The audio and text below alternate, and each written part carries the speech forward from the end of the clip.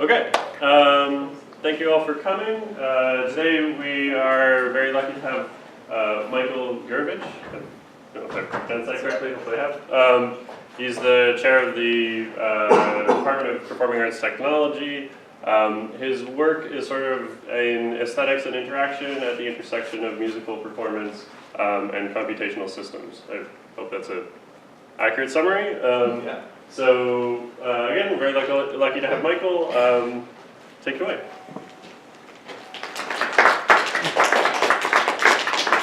So thanks so much. Thanks for the invitation, and thanks again for allowing me to reschedule for last week. Hopefully no one was here last Tuesday waiting for pizza.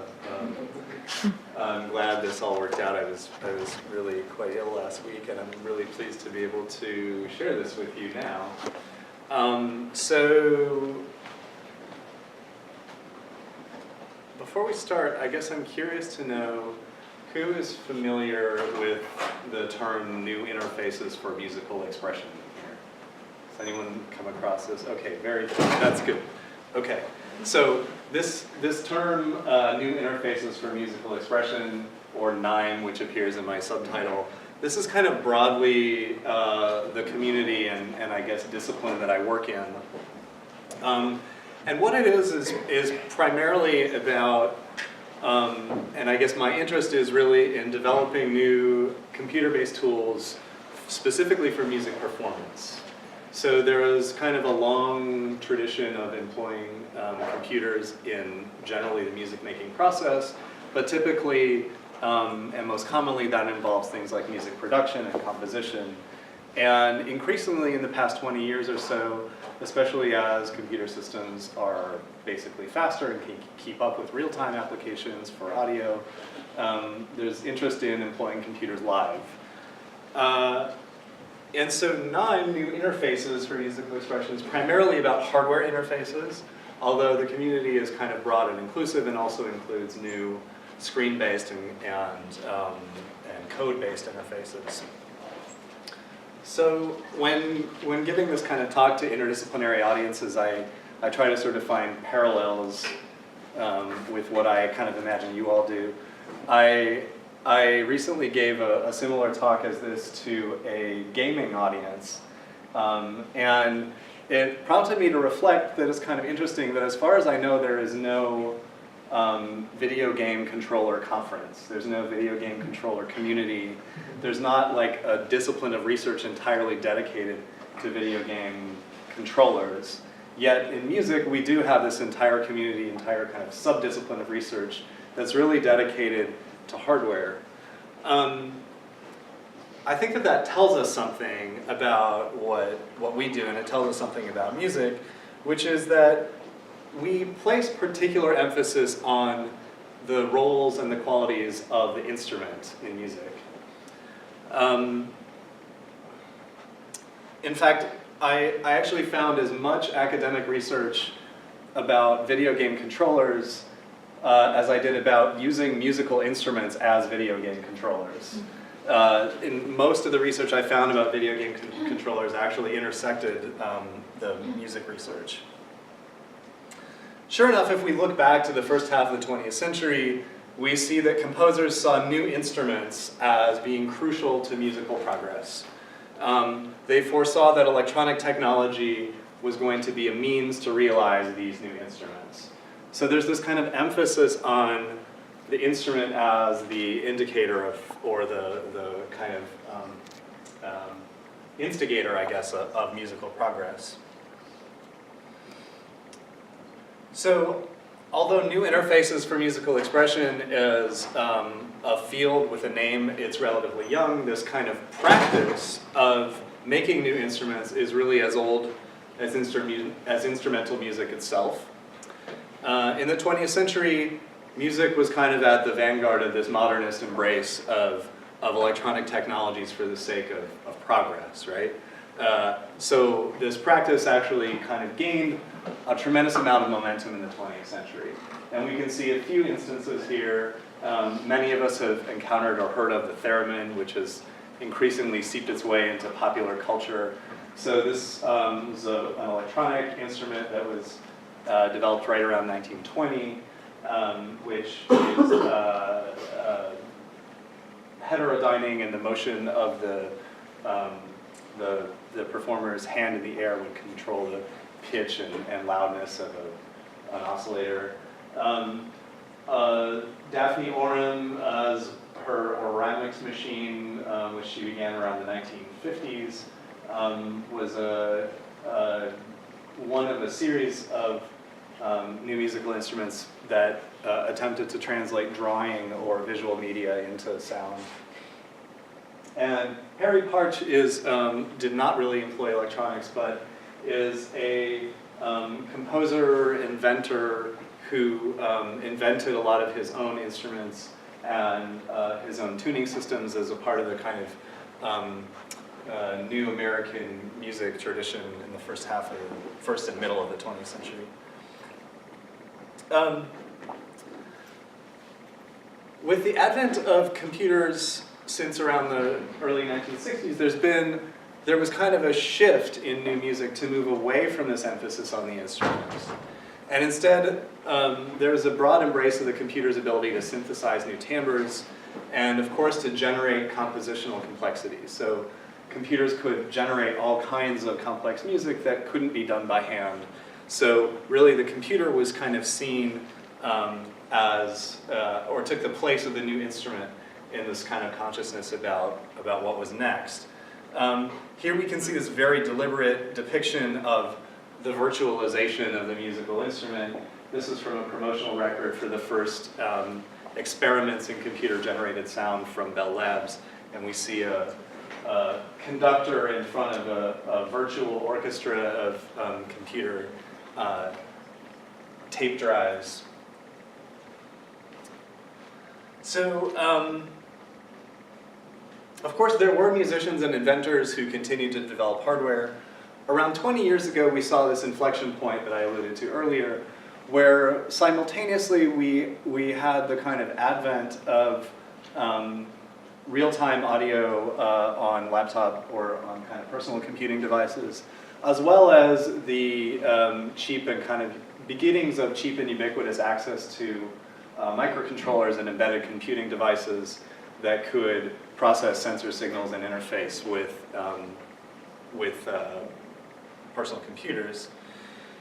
So this allowed naive grad students like me to design a pretty cool instrument for a class project, which is what you see here. The accordiatron attempted to take the gestures of playing an accordion or a concertina and to develop a new music controller around those gestures. So, you know, we were pretty cool because we had a laser cutter and a basic stamp, and we could, you know, plug in a MIDI jack or a USB cable, connect that to a computer. Actually, this was an RS-232 cable, I think, and do computer-generated synthesis. I had the kind of good fortune and coincidence of creating this in 2000, right in advance of the first NIME, New Interfaces for Musical Expression, workshop, which was held at the CHI conference in 2001 in Seattle. And this was kind of the genesis of this field as we now know it. And it was a wonderful experience for me to kind of be on the ground floor of it. The reason I kind of point this out is that like I think a lot of people in this field, started out by just making something. I'd say it's true of most people. Lately, I guess I've become frustrated that I think that our field kind of tends to start and stop there. Not to say that we should abandon making, but rather that if we don't start to develop a robust discourse around our practice, we kind of risk missing the opportunities of kind of generating real knowledge. Unlike other practice-based disciplines, we don't really have the luxury of entire field of study dedicated to the study of our practice. So music composition has music theory and musicology. You know, literature has literary studies, basically entire disciplines that are devoted to the study of what we do. So although I continue to make things, I find myself increasingly engaged in this exercise of developing discourse around the practice. So broadly, I consider this practice-based research. I think that computer musicians have kind of always been doing this, but we've just sort of started to give name to practice-based research and to recognize it as a distinct and valuable mode of inquiry. The challenge here is, of course, that unlike science-based research, unlike humanistic research, there's no sort of singular method or methodology for doing practice-based research. At its core is what 9 practitioner researchers, Ben Carey and Andrew Johnston, call the practitioner researcher, who may use their practice to examine latent research themes, explore developing ideas about practice itself, or undertake experiments related to a central topic of interest. So this is really to say that what I want to talk about today emerged through reflection on a series of performances I made. So it emerged through reflection on practice. I will get to the performances themselves a bit later, but I want to emphasize that the theory emerged, or I want to emphasize the theory that emerged and kind of just use the illustrations or the examples just really as illustrations. So, which is, I guess, to say that in practice-based research, we can foreground the practice or we can kind of foreground the theory that emerges, and today I'm choosing to kind of foreground the theory that emerged. I do feel a little bit bad about critiquing my own discipline to a room full of strangers. So I should preface this with, hey, we're really cool, actually. But I think one failing has been to place kind of too much emphasis on tools and instruments in isolation. We have a tendency to think that we can imbue tools or musical instruments with some kinds of qualities or properties that are going to make them great instruments. And too much of NIME, I think, focuses on how do I make a better musical instrument, which is to say, what can I put into this instrument that's going to make it great? And to forget about the entire social and aesthetic environment that exists around these devices. I suspect that this kind of tendency tends to be wrapped up in our kind of genesis in Chi, and the sort of dominance of first and second wave Chi research, which again focuses on empiricism and focuses on, you know, what properties of an interface are going to make it more efficient. So of course good design is important, and a well-designed instrument can support a rich set of activities, but of course design alone is not enough to ensure compelling musical outcomes. There's a really important distinction between designing musical instruments from other design activities, which is that it is impossible to describe or predict desirable outcomes with any specificity when it comes to music making. We could say that we want an interface or an instrument that's going to make good music. We could say we want new music. We could say different music.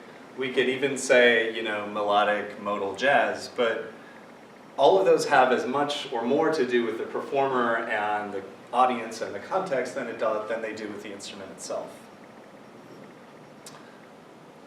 This shouldn't really be surprising to us.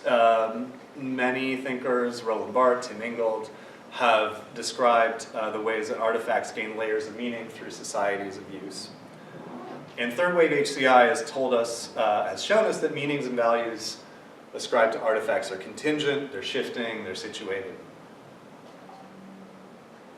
Yet, researchers and practitioners in our field frequently lament the fact that the instruments we make don't gain much traction, or they're used a few times and they're discarded, as if expecting that there's something we can do to make this instrument better, to make it catch on.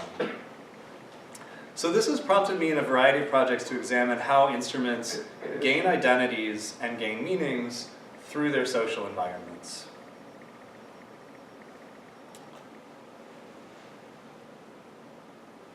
Sorry, I forgot to advance through here. So as we move from instruments to social relationships, I think these are the kind of key landmarks, that music has no predetermined outcomes, that artifacts gain meaning through use, and that use and meaning are situated and contingent. So the composer Paul Lansky in 1990 observed the obsolescence of what he called a good, simple model of a classical notion of musical social interaction. So his model was that of a network consisting of 3 nodes: a composer, who's situated as the author, although curiously they're not the maker. They don't make instrument or they don't make sound. Rather, the composer creates an abstract representation, or a score, which is transmitted to a performer who interprets this abstracted interpretation and makes the sounds that then a relatively passive listener hears as music. Fundamentally, this model relies on an understanding of musical expression as communication. It's no coincidence that this model rose to prominence in the middle of the 20th century alongside the advent of information theory and cybernetics. If we look at Shannon's model of communication, we can see how information theory, in fact, really directly shaped the way that we tend to talk about and think about music, and in fact, many human endeavors. If we kind of replace just replace the labels on the objects in Shannon's model, we can see that in musical terms we get basically a standard understanding of how music works. The composer is this information source who transmits a score to a performer who becomes this kind of information transmitter. Noise here becomes what we consider musical expression, right? It's these deviations from the score that the performer adds to make it slightly different and slightly more expressive. That's kind of summed with the representation of the source score. We hear it in our ears as a listener, and then we kind of make sense from it and sort of try to tease out, well, what was the composer intending and what did the performer add to it? This metaphor of music as communication is pervasive. Roger Sessions, this is kind of one of the seminal textbooks of music appreciation. If you took a music appreciation course in college for many years, chances are this was your textbook. It came out the year after Shannon and Wiener's text on information theory and cybernetics, and it explicitly situates this composer, performer, listener model as central to the musical social experience. So why does this matter? Well, it's important because, for one thing, we have to ask, is this model still valid? Assuming it ever was. But also, we have to understand that this metaphor or model of music as communication shapes the way that we do research in the field. Phil Agra's theory of generative metaphors describes the kind of centrality that these metaphors, like music as communication, can have in structuring inquiry in our field. Beyond simply being explanatory, the sort of practical logic of these metaphors shapes the nature of the questions that we ask, the techniques that we use to investigate them, and the framework for understanding outcomes. So the information theoretic metaphor of music making has shaped a lot of our discourse, and it has also been subject to critique. I'm not the first person, and nor was Paul Lansky the first to kind of highlight its shortcomings. Christopher Small, in his book Musicmaking, that's with a K and as a verb, attempts to dissect this underlying assumption that situates the musical work or the composition as the object of greatest value.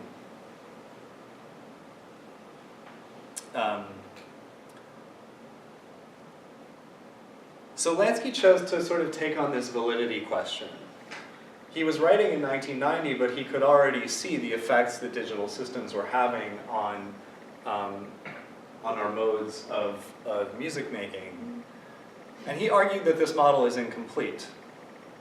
So he proposed the addition of 2 categories, quote, to more accurately reflect the social consequences of using machines to make music. So he called the first role the sound giver.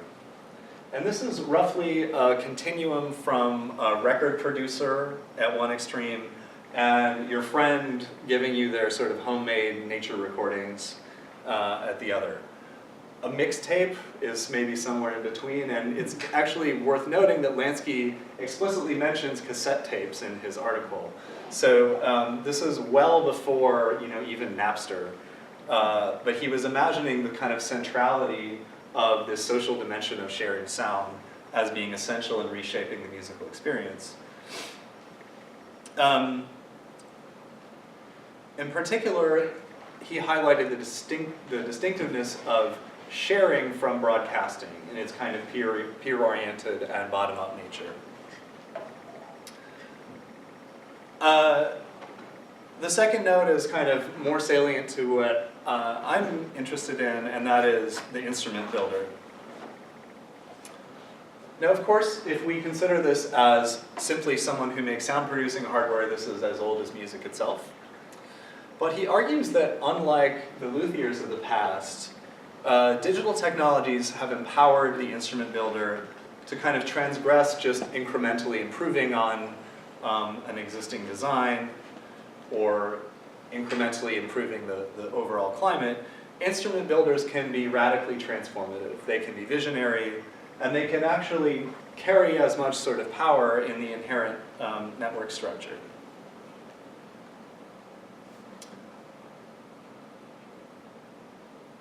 What I find kind of peculiar about the NIME community and a lot of research in electronic music these days is that we tend to uphold this composer, performer, listener model as the ideal, even though it doesn't really match what happens in practice. For one thing, in contemporary practice, the necessity and separability of these questions is called into question. And Lansky noticed this himself. He said, in some ways, composers, performers, and listeners are subclasses of sound giver, right? By composing, performing, listening, you're in fact sort of inherently sharing. In some ways, sound givers are subclasses of composers and performers. In some ways, an instrument builder becomes a subclass of composer. In other ways, composer becomes a subclass of instrument builder. Others have observed this too. Andrew Johnston observed that in NIME research, music as an art form is often spoken of as if it were a static field, where the roles of composer, performer, and instrument are well defined, uncontroversial, and unambiguous. The reality, however, is that all of these terms are contingent and dynamic. Instruments based on digital technologies can and often do change their form and behavior from moment to moment. Composers, rather than producing scores, may instead produce interactive systems, which are instruments of a kind that structure improvisation. And finally, performers using systems seem to consider virtuosity as an increasingly irrelevant concept and focus instead on exploration and discovery with and for audiences. So not only is this network sort of destabilized and the roles contingent, we observe that these kind of once distinct roles are often inhabited by just one person. So Harry Partch, who I referred to earlier, as who Lansky traces back at least this practice to. Harry Partch, as I mentioned earlier, not only created instruments, composed for them, and kind of assembled his own performances of them. It's in fact probably more common in my practice, in my community, for the composers and performers of new instruments to be the very same people that design and build them. We tend to inhabit all of these roles in a singular person. The unofficial kind of mascot of NIME is probably the late Michale Weisvis, known for his signature instrument, the hands, which I didn't know about, incidentally, when I made the accordiatron back in 2001. As far as I know, he is the sole performer, composer, and instrument builder for the entire lifetime of this instrument over about 20 years. I think there's a lot of reasons why this tends to happen, why we tend to fold all these roles into one person. I think some of them are kind of economic, and I don't really want to get too deeply into that. I think there's also a probably affinity to the avant-garde electronic music practices of the 60s that valued kind of autonomy and self-determination of the composer. Sorry. I'm not a musician, so this might be a stupid question, but instruments like this specific one, how well do they lend themselves to replicability of other pieces of music? Like, is it just something that you do the best that you can, or can you actually play some? Right, so generally they are playing entirely new repertoire that is composed for that instrument. Okay. So there is this very idiosyncratic nature to these, and which is part of sort of why we have this phenomenon of the singular inventor, composer, performer. And furthermore, this sort of boundary between, well, what is the piece and what is the instrument is also kind of blurry, right? Because in a way, every performance of the hands sort of has some affinity to each other, in the same way that any violin music has some affinity, you know, to any other violin piece. But it's very dissimilar to performances with any other instrument.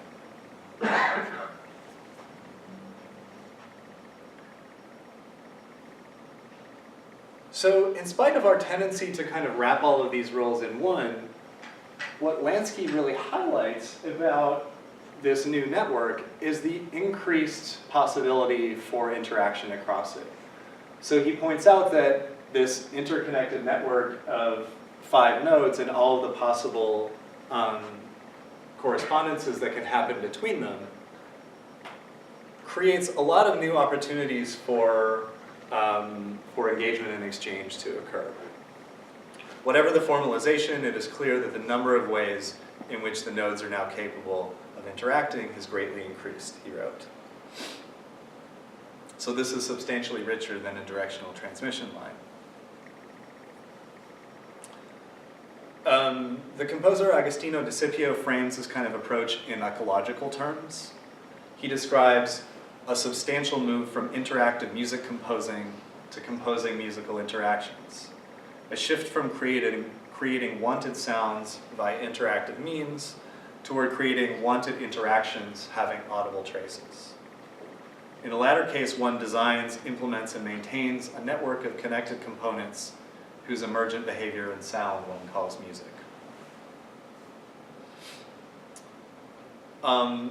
In HCI and design, Bill Gaver and others have advocated for ambiguity, a property of the interpretative relationship between people and artifacts.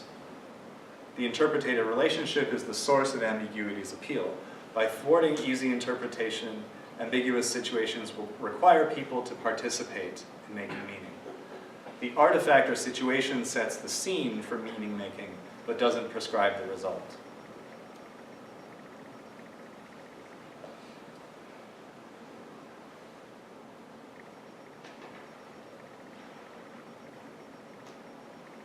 Recent studies, like the one that I did with graduate student Graham Booth, so this was an ethnographic study that we did on a laptop ensemble, so a collection of musicians who performed on laptops.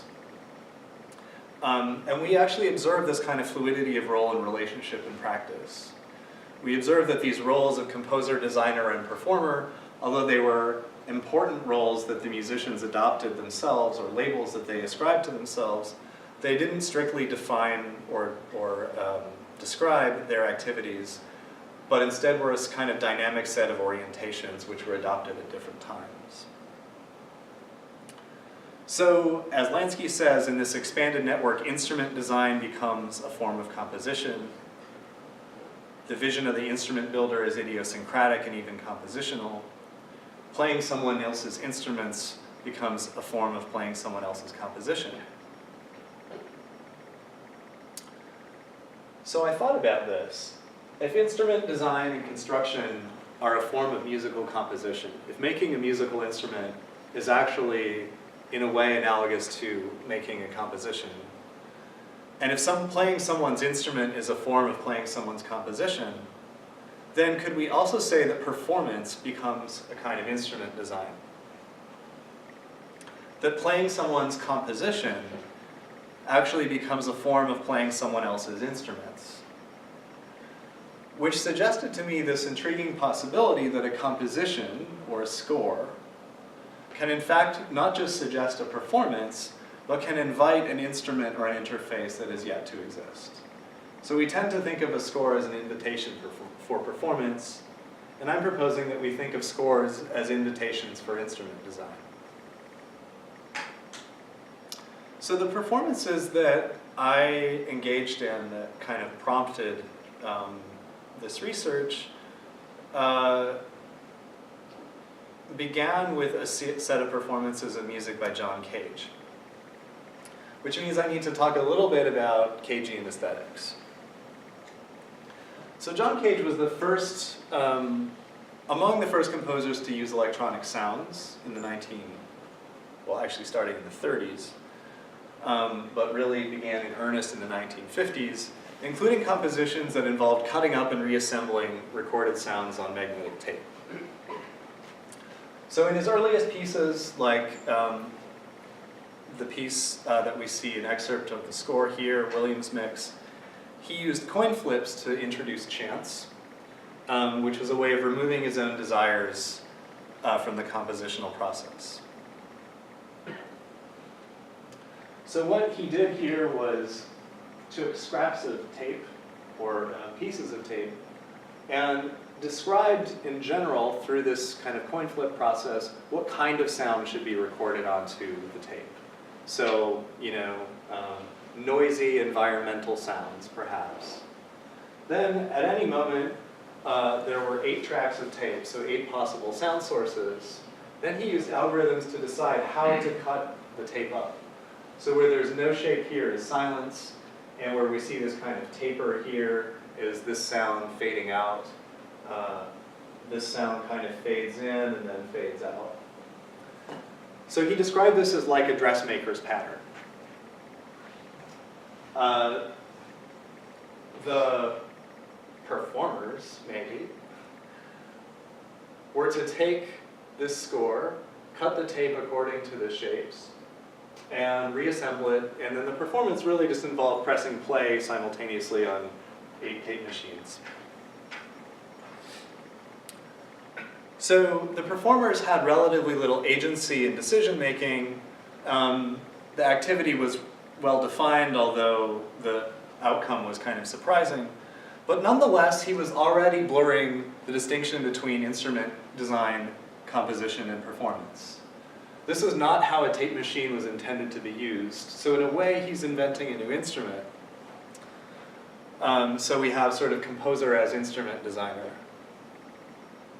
In recruiting others to help kind of realize the score and to contribute sound material, he's kind of blurring what we think of as a performer, right? We have kind of performer, but they're in a way a performer and a sound giver. They're going out and actually gathering the sounds themselves. Maybe they're in a way a composer.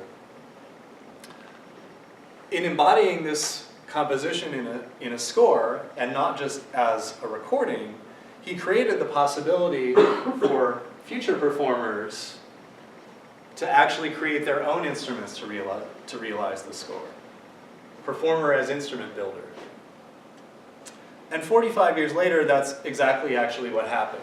Larry Austin and his collaborator Michael Thompson set out to create a new performance of this piece in 1997, and they did it with computers. They didn't just actually create a performance of this score, but they created a software program that could generate this score, but it could actually generate outcomes based on this score. It could generate any number of new compositions inspired by the techniques embodied in the score. So in that sense, the performers, 45 years later, become instrument designers. And we can see this score actually as an invitation for designs of new software instruments in this case. So with subsequent pieces, Cage elaborated on this dynamic and explicitly offered performers multiple ways of realizing the score.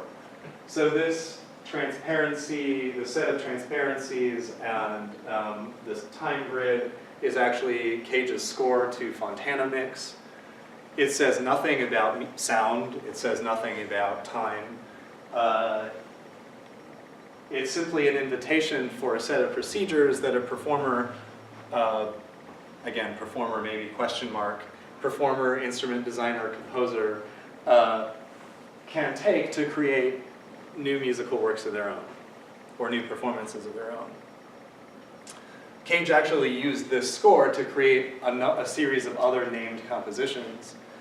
And sort of famously, at least famously in my world, the percussionist Max Newhouse used it to create a set of performances with an electronic feedback instrument.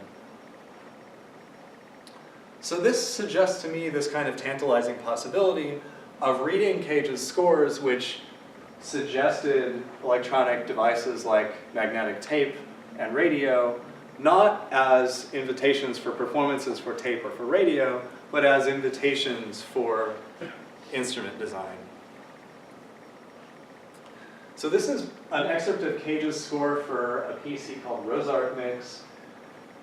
It's one of a number of scores that Cage published retrospectively, meaning that he took a series of correspondences that he engaged in with the composer Alvin Lucier about devising a performance, and then subsequent to the performance released those correspondences as part documentation and part invitation to create new performances with similar effects. So this was a piece that was performed at the Rose Art Museum at Brandeis University, and the piece involved 12 open-reel, big, large format magnetic tape machines and a supply of 88 loops of tape. And the score sort of describes the performance as play all 88 loops, or play each 12 loops at a time until each one breaks. When a loop is broken beyond repair, replace it until there's no more tape loops left or the audience leaves. When there's a few people remaining in the audience, you should have a party. So I, with my electronic chamber music ensemble a few years ago, wanted to perform this piece. Accessing 12 large format quarter-inch open-reel tape machines these days is virtually impossible. So does that make this piece obsolete? Well, if we see the score not as a prescription for a performance, but as an invitation to design a new performance, then not necessarily. So we created a performance that we called Art Mixtape. We discovered a way to defeat the auto-stop mechanism in cassette players, boomboxes, which are ubiquitous and can be found for $5 at any thrift store. We devised a kind of elaborate mechanism for taking, so we wrote a program that scraped every member in the ensemble's hard drives for every audio file on their hard drive, dumped all those onto a single drive, wrote a program that would then kind of arbitrarily take snippets of all of those audio files and kind of splice them together in a collage. Then we recorded that collage out to a cassette tape. Then we took that cassette tape and indiscriminately cut it up into loops, which we then inserted onto into the bodies of commodity cassettes. So we had 44 double-sided cassette tape loops that we could play in these machines. We discovered that the machines, actually the cassette tape loops are more robust apparently than the ones that were made on these open-reel tape machines, and they never broke. So then we devised a little device with a microcontroller in it that had some kind of random timing that would periodically, we just made a little shim that we stuck in between the batteries and the boombox and would just have a relay that would cut the power. So basically as the, every so often the power would cut and it would go wee, and then that would be our cue to change the loop and to play the next loop. So all of this was, done in consideration of Cage's score, done with reverence for the kind of tactile and tangible quality of these tape loops, but was done, effectively with new instruments. Now, it's not a musical instrument in the way that we typically think of course. It's a musical instrument that is playing a piece, but also a kind of family of pieces you can imagine that have some relationship to Cage's original score. We did a performance of Cage's radio music, which is a piece that he wrote for 1 to 8 performers with portable radios. The score tells you to adjust the tuning and the volume of each radio at different times. It really didn't say anything about the material that's on the radio, and that's obviously part of the interest of the piece, is that any given performance, based on where you are, what's being broadcast at that time, is going to be unique.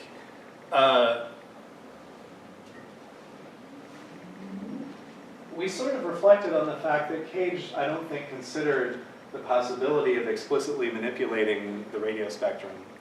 So we made FM radio broadcasters, and we inserted them kind of into a loop between radio receivers and a computer, so we could receive radio broadcasts, process them in a computer, and then broadcast them back out. So we kind of performed the piece basically as written, but we could spike the FM radio spectrum with little things of our own that were sort of remixes of the radio. In a way, kind of remediating the medium, if you will. And we did that, let's just say, in Cagean ways. Cage's first tape piece was called Imaginary Landscape No. 5. It's a collage a little bit like the Williams mix score of sort of taking arbitrary snippets of eight tracks of tape. In it, he used, the sources that he used were 42 jazz records, which he did as this kind of immersion therapy to get over his distaste for jazz. What we did, that piece was only ever performed as a tape. We wanted to think about how we could perform it live. So what we did was we programmed in a computer a program that took the kind of amplitude envelopes, the little snippets and timings of when each record would sound on these 8 sources. And then we had basically 8 DJs that had time points at which they were to change and flip the records according to the timings in the score. So again, we weren't kind of performing Cage. We were devising new instruments, new performance systems, in this kind of social relationship, this extended social network around what Cage created in his scores. These new instruments and then, of course, have suggested new possibilities for composition, new possibilities for performance, and new possibilities for instrument design. This is only sort of possible because of the artifacts that Cage left us in the form of his score. One other instance where I found myself kind of as performer, as instrument builder, was performing a conventionally notated piece, sort of, by Luciano Berio. This piece is for alto, flute, soprano, and electronics. He gives the electronics performer instructions to sample, which is sort of where this little box is. RS2 means record this sample, to kind of live sample what the performers are playing, and then at designated times to play those samples back over top of what the performers are playing at different transpositions and through different speakers around the room. Notably absent from the score, so this is kind of the instructions, so this is like what speakers to play the sound out of, and then timings. What's absent is any instruction of how to do it. He just tells you what to do, but not how to do it. So this is kind of the most explicit, one of the most explicit invitations that I've seen for instrument design by a composer. Now, typically when this piece is performed, there is a reference software implementation that you can rent from the publisher that was created by a team alongside the composer. But to me, that kind of defeats the point. That takes the fun out of it.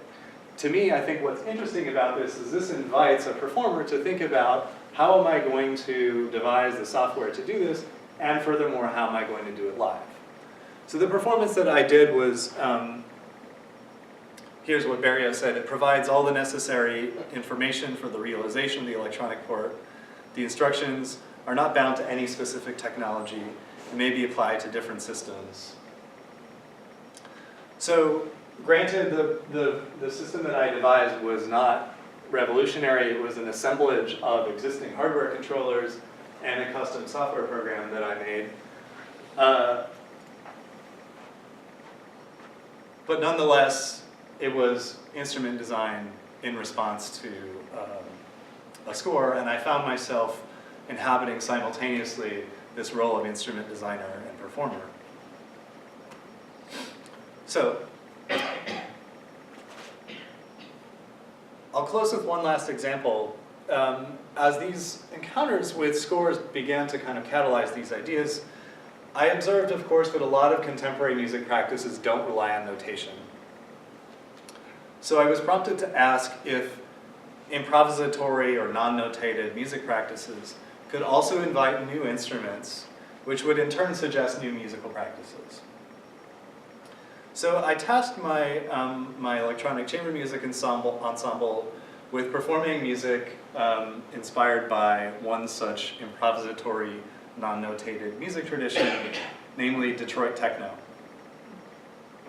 So one component of this performance was to be a new digital instrument that embodied techno's traditions but deliberately disrupted its tendency towards solo practice. So techno music, when it is performed live, is almost always performed by a solo performer with an assemblage of hardware.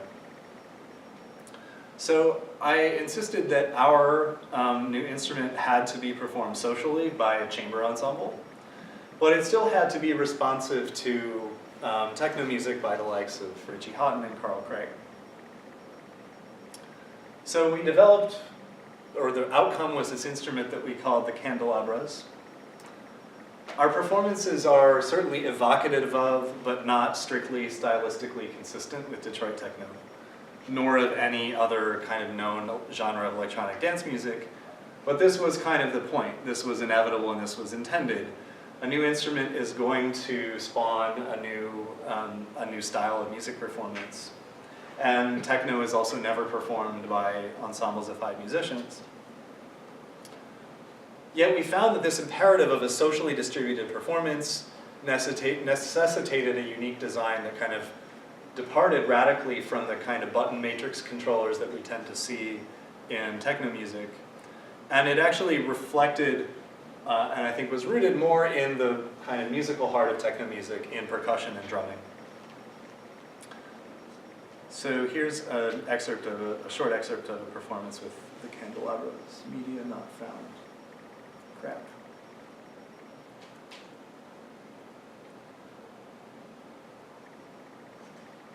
I know where to find it in my non-talk.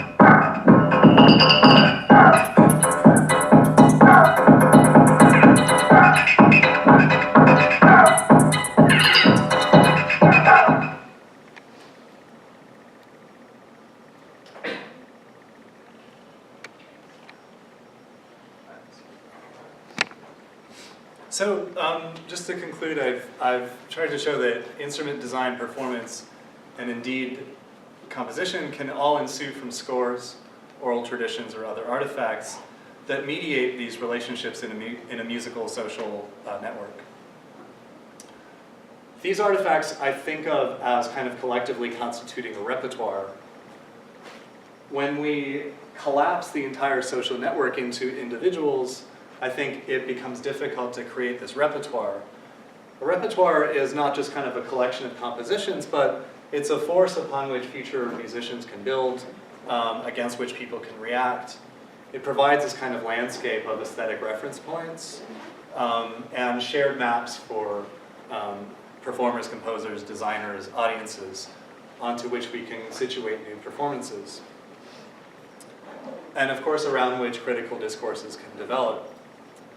So where I'm sort of headed next is to consider how can we situate these social relationships explicitly in the practice of designing new musical instruments, which is to say to move away from these situations where I create an instrument and then try to find what it means by trying to compose music for it, but rather to create new musical instruments explicitly in social contexts. So where I want to go next is to start working with performers and composers to think of how other musical artifacts like scores can be explicitly situated as prompts for musical instrument design. I think when we do that, then these new instruments will kind of explicitly possess rich layers of musical meaning instead of being perpetually in search of them. That's it. Thank you.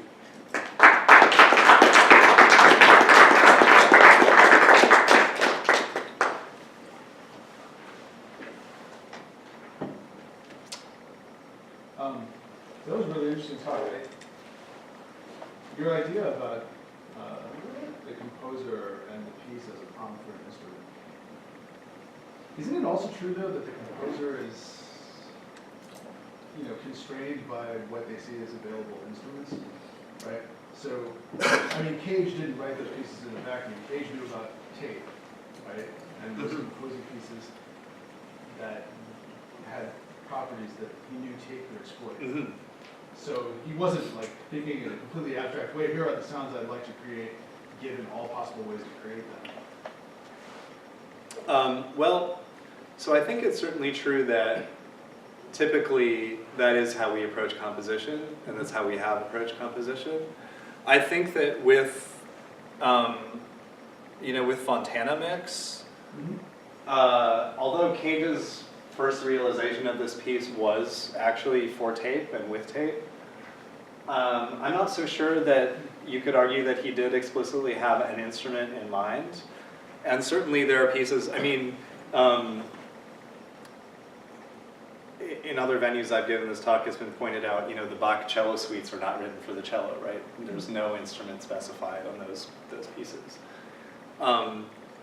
So, I think largely it's true. I think what I'm kind of proposing is that we think about ways that we can actually explicitly abandon this model of composition for a specific intended instrument in mind, or at least we can think about composition for an abstracted notion of what an instrument is.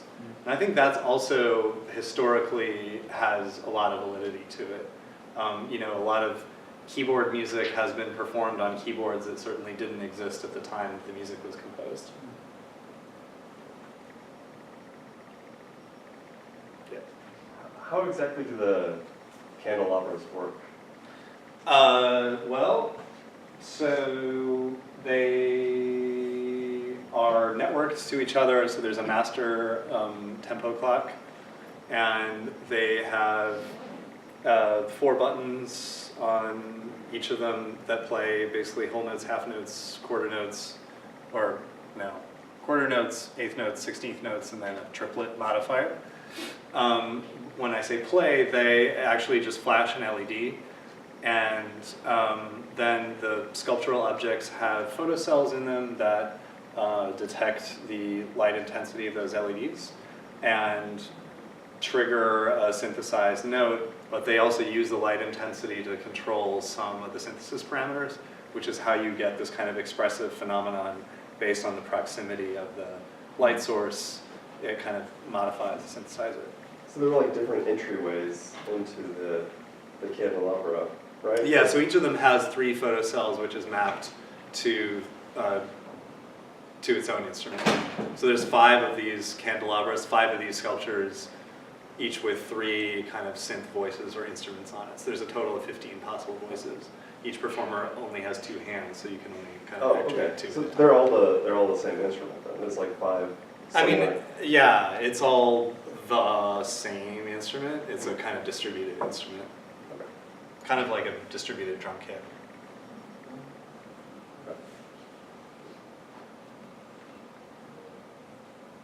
Yeah, I guess, so especially just as sort of doing the work of research, as you mentioned, with the difficulty when you don't have a method that you can just point to and go, this is the method I use, this term. Yeah.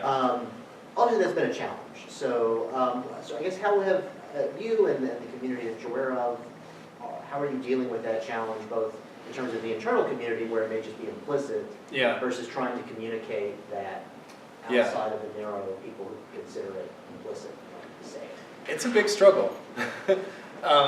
So I think that there are elements of, it's a struggle, but I guess it's a struggle that is, I think, has strong analogies to a lot of what happened in Kai like 15 years ago. So, which is to say that I think that people like me kind of started doing this kind of practice-led research, practice-based research, without probably doing a good enough job of explicitly kind of stating the, there's that great Deborah Harrison, Steve Harrison, Deborah Tater paper called, what's it called? It's about this sort of third wave HCI paper, but they use this term epistemological commitments, that sort of those of us doing third wave Kai research have this kind of obligation to explicate our epistemological commitments. So I think that's part of it, which is to explain explicitly how our understanding of what knowledge is and how knowledge is sort of produced informs our methodological priorities. There's a tendency in the NIME community, I think, to sort of fall back on these kinds of assumptions of scientifically generated knowledge being the sort of sole standard for validity, which is to say we need to have some hypothesis that we've tested as sort of the basis for any kind of validity. That assumption carries a lot of weight, and it carries, and again, it sort of informs people's assumptions about what kind of research and what kind of knowledge is valid. So I think those of us who are working outside of a scientific paradigm, need to do a better job of explaining what our methods are and why and what becomes the standard for validity within the kind of scope of the research that we're doing. And that's a challenge. The way that people have kind of addressed it, it's a challenge when your paper gets assigned to a reviewer who doesn't give a shit. So what those of us who are kind of trying to work in these alternative paradigms have done is to do things like organize workshops at conferences to help kind of work together and brainstorm these kinds of things. And also just to look to certainly models outside of our own discipline. So Bill Gaver's work is a big inspiration for me, and I think for a lot of practice-led researchers, in that his work, I think, very beautifully and elegantly uses practice to help elucidate theory. I think that's time. So let's thank Michael again. Thanks.